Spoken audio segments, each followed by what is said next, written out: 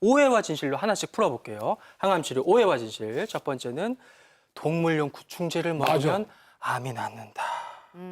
이거 아니죠, 윤 교수님? 위험하죠? 네, 안타깝게도 동물용 구충제는 아직은 과학적인 근거가 부족합니다.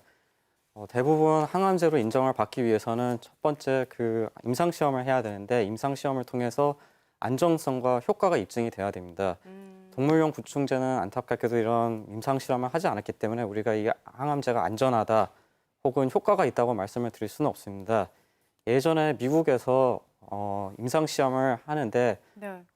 어떤 환자가 몰래 개인적으로 페벤달조를 써가지고 효과가 있었다고 이렇게 얘기를 하고 다니는데 한 케이스로 통계학적으로 과학적으로 근거는 없습니다.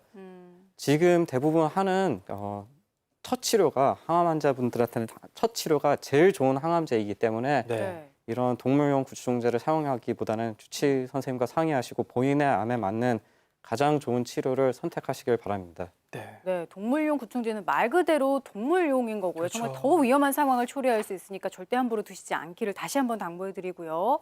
그다음 또 이런 얘기가 나옵니다. 보실까요?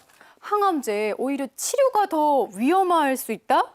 아니, 이게 무슨 나으려고 얘기일까요? 치료하는 건데 네. 이런 얘기가 나온다니 저는 신기한데요. 굉장히 위험한 그런 잘못된 정보를 여러 군데 올리시는 분들이 계십니다. 그래서 어떤 분들은 도리어 항암제가 해만 줄 뿐이고 또 암세포의 성격을 더 포악하게 만들어서 안 좋은 결과를 초래한다 이렇게 말씀하신 분도 계시는데요. 저희가 한 30년 전에 암 환자들의 5년 생존율을 보시면은 30%에 불과했습니다. 그런데 지금 70%까지 향상되지 않았겠습니까? 네. 이것은 바로 이렇게 새로운 치료제, 새로운 치료법들이 암 환자의 생존율을 많이 올려놨다고 볼 수가 있겠고 그분들 말씀처럼 정말 항암제가 해가 되고 아무런 도움이 안 된다면 어떻게 이렇게 암 치료 성적이 올라갈 수 있었겠습니까? 그래서 우리 암 환자분들은 특히 여러 가지 주변의 이야기에 쉽게 휘둘리는 그런 경향이 있습니다. 마음이 불안하시기 때문이죠. 네. 그래서 반드시 전문의 그리고 여러 선생님들과 상의하셔서 여러 환자분한테 가장 적합한 좋은 치료를 받도록 권해드리고 싶습니다. 네, 정말 뭐 가짜 뉴스에 휘둘리는 사이에 천금 같은 치료 시기를 놓치는 일 절대 없어야 될 것 같고요. 그다음 한번 보겠습니다. 예, 암도 식단과 면역력 강화로 자가 치료할 수 있다. 아, 이거 어떻게 보세요, 윤 교수님? 네, 암은 이렇게 식단과 자가 치료로는 해결이 될 수는 없습니다. 암 환자들이 가장 듣고 싶어하는 가장 달콤한 유혹인데요. 안타깝게 이렇게 되었으면은 이미 노벨 의학상은 받고도 남았고 그리고 두 번째로는 저희 의사들도 자가 치료로 암이 다 극복이 된다면은 저희가 몸에 힘들고 비싼 항암제를 굳이 권할 필요가 없습니다. 김여령 교수님께서 지금 성적이 점점 좋아졌다고는 그 항암제 치료하고 성적이 점점 좋아졌다고 말씀하시는 것은 다 과학적인 근거가 있는 이야기입니다. 그래서 지금 이렇게 자가 치료만으로 해결했다는 과학적인 그런 근거가 없기 때문에 이런 치료를 하시기보다는 과학적인 근거에 기반한 치료를 잘 받으시길 권합니다. 네. 암이 이제 극복할 수 없는 질환이긴 하지만 여전히 좀 두려움의 대상인 것 같긴 해요. 여러 가지 정말 얘기가 많이 나오거든요. 다음 얘기도 저는 처음 듣는 건데 이런 얘기가 있대요. 암 환자는 우유를 마시면 안 된다? 우유는 우리 너무 전이 편하게 될것 마시는 같아서 건데 그런가? 이런 얘기가 있어요, 김 교수님. 이 이야기도 아주 근거가 없는 이야기죠.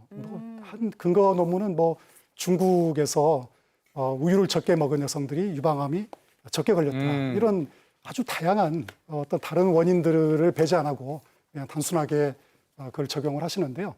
뭐 심지어는 뭐 고기를 먹으면 안 된다. 그리고 또 뭐 여러 가지 뭐 심지어는 뭐 커피를 마셔도 안 된다. 이렇게까지 말씀하신 분도 계시는데 네. 전혀 그런 이야기들은 근거가 없는 이야기들입니다. 거기에 휘둘리지 마시고 네. 우리의 건강한 식생활 그리고 습관 그리고 적절한 운동으로서 체중을 유지하는 이런 노력들이 더 중요하다고 하겠습니다. 제 생각에는 이제 잘 드셔야지 병도 낫겠다 이런 생각이 드는데 암뿐만 아니라 질환이 있으신 분들 섭생에 더욱더 주의를 해야 되잖아요. 강 교수님, 그 질환이 있으신 분들에게 식이요법들을 어떻게 권해주고 계세요? 예, 사실 뭐 암 환자뿐만 아니라 어떤 질병이 있는 분들은 질병을 이겨내기 위해서 적절한 영양 균형을 맞추는 게 중요합니다. 그래서 뭐 밥만 드시는 게 아니라 여러 가지 채소, 그다음에 고기나 생선, 두부 등을 통한 단백질 여러 가지를 고루 섭취하고 또 과일을 섭취하는 방법으로 해서 영양 균형이 맞을 때 병을 이겨나갈 힘이 가장 최대가 되고 있기 때문에 그런 고른 영양 섭취를 권하고 있습니다. 네, 영양 균형과 위생 생각해 가시면서 골고루 드시는 게 중요하다는 말씀이세요. 48분 지나고 있습니다. 여러분 궁금증 좀 풀어보겠습니다. 네, HESSE님께서 답답해서 자전거 타고 왔습니다. 그런데 달릴 때는 마스크를 안 써도 되죠? 라고. 이거 좀 고민되겠는데요? 예. 달릴 때도 이렇게 막 비말이 나오지 바람이 않나요? 가니까 다 예, 근데 날아가지 사실은 않을까요? 네. 본인도 자전거를 탈 때는 호흡이 가빠지거든요. 숨이 차죠. 그래서 남들한테 바이러스를 또 비말을 내보낼 수가 있고요. 또 자전거를 탈 때는 또 앞에 다른 사람이 자전거 타는 데를 도로를 따라서 가게 돼요. 그러네요. 그래서 거기서 생긴 비말이 짧은 순간에 나에게 노출이 될 수가 있어요. 그래서 좀 답답하시겠지만 자전거를 타실 때도 꼭 방역용 마스크를 착용하셔야 됩니다. 요즘 날씨가 덥다 보니까 갑자기 그런 궁금증이 생기는데 비말은 이제 침방울이잖아요. 근데 땀이 나는 요즘에 땀을 통해서도 혹시 감염이 될 수가 있나요, 강 교수님? 땀 자체에 바이러스가 나온다는 근거는 없지만 땀을 닦다가 또 손이 내 얼굴이나 코에 오염된 바이러스를 감염시킬 수 있기 때문에 그럴 수 있겠네요. 땀이 날 때도 직접 손으로 닦고 이러는 걸 조심하시는 게 좋고요. 예. 땀을 닦거나 이렇게 땀이 많이 날 때는 더 자주 손을 꼼꼼히 씻어주시는 게 필요하다고 생각합니다. 그러니까 땀을 포함해서 외부를 만진 손으로 내 얼굴이라든지 호흡기를 스치는 것 이게 위험한 거잖아요. 그렇습니다. 이런 습관은 하시면 안 되는 거고요. 네, 다음 계속해서 질문 궁금증 예, 볼게요. 보겠습니다. 수성목성님, 제가 무증상 감염자일까 봐 조금만 몸 상태가 안 좋아도 너무 걱정이 돼요. 코로나에 걸렸을 때 바로 알 수 있는 증상이 있을까요? 사실 요즘에 이제 깜깜이 감염이 많이 문제가 되다 보니까 나도 모르는 새에 어디선가 감염이 됐을 수도 있을 네. 것 같은데 혹시 뭐 이런 증상은 확실히 뭐 감염이 됐다 이런 게 있을까요? 사실은 그런 게 없는 경우가 많죠. 물론 전형적인 증상은 발열, 그리고 기침, 몸살, 그리고 콧물 이런 여러 가지 증상이 나타나고 나중에 설사나 오심, 구토가 나타날 수 있다고 되어 있지만 무증상 감염자의 비율이 높은 상태에서는 무증상자는 특별한 증상이 없기 때문에 증상으로 구분을 하는 건 불가능합니다. 다만 체온 체크를 자주 하셔가지고 체온이 37도 이상 올라간다면은 의심이 되면 검사를 꼭 받아보셔야 되고요. 증상이 없더라도 본인이 접촉력이 있거나 이 확진자 접촉이 의심될 경우에는 네. 증상이 전혀 없더라도 코로나19 검사를 받아보시는 게 좋겠습니다. 정말 뭐 코로나에 암에 우리의 건강을 위협하는 게 너무나도 많은 그런 세상인데요. 암과 관련한 질문들도 지금 많이 들어오고 있거든요. 한번 보겠습니다. 다니엘 조슈아님께서 45분 해주셨어요. 가슴에 섬유선종이 있다고 했는데 시간이 지나서 이번에 검사를 해보니까 이것이 암으로 변했다고 합니다. 이럴 수도 있는 건가요? 윤 교수님 어떤가요? 네, 섬유선종이 암으로 되기는 굉장히 어렵습니다. 만약에 재검에서 암이 나왔다고 하면은 섬유선종이 암으로 바뀐 것이 아니고 혹은 재발한 것도 아니고 새롭게 암이 생긴 것이라고 보시는 게 정확할 것입니다. 섬유선종이라는 건 뭐예요, 교수님? 그 섬유선종이라고 하면 가슴에 생기는 암은 아니고 종양의 형태인데 종양. 예, 양성 종양에 해당하기는 합니다. 그래서 아. 크게 걱정은 안 하셔도 됩니다. 그러니까 가슴의 외부에 뭐 이렇게 만져지는 거 그런 걸 말하는 거죠. 네. 네. 그럼 그런 걸 진단 받았으면 추적 검사를 보통 하나요? 그러니까요. 네, 정기적으로 네. 추적 검사를 하게 됩니다. 정기적인 그렇군요. 추적 검사를 네. 통해서. 자, 계속해서 또 궁금증 받아볼게요. 보랏빛 장미님. 지인이 위암 수술 받은 지 15일 지났습니다. 어떤 식사를 어떻게 해야 될까요?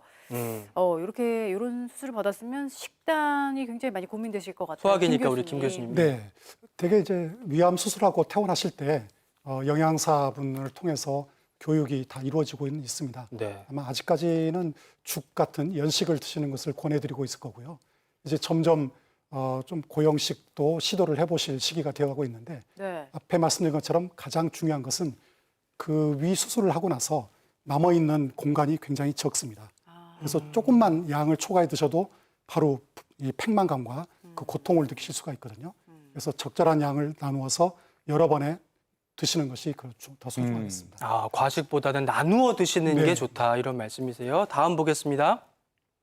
커피와 나님께서 13년 12월쯤에 만성 궤양성 대장염 진단을 받고 지금껏 약을 먹고 있는데 나중에는 결국 대장암이 된다는 말이 맞나요? 지금 수술할 수 없을까요? 라고 겁이 좀 나셔서 걱정이 많이 되시는 것 같습니다. 김 오래 교수님. 되셨어요, 예. 진단받은 지. 김 교수님. 네, 일본 아베 총리도 동일한 병을 앓고 그 이후에 제대로 치료가 또 재발이 돼서 또 치료를 받고 있다는 소식이 있잖아요. 만성 궤양성 대장염에 나중에 대장암이 발생할 수 있는 위험은 상당히 높습니다. 그래서 주기적으로 꼭 관찰을 해주시고 검사를 병행하셔야 되고요.